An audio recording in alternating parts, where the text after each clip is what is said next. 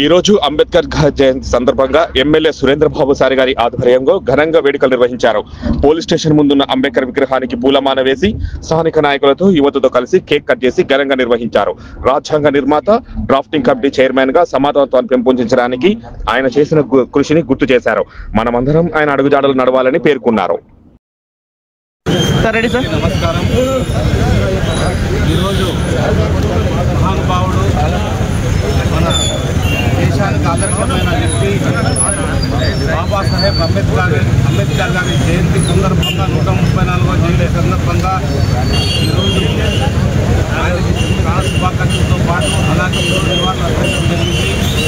ఈరోజు మన భారతదేశం ఈ రకంగా ఉందంటే బాబాసాహెబ్ అంబేద్కర్ గారు ఏదైతే ఖచ్చితంగా అంబేద్కర్ ఆశయాలన్నింటి కూడా కొనసాగిస్తాం.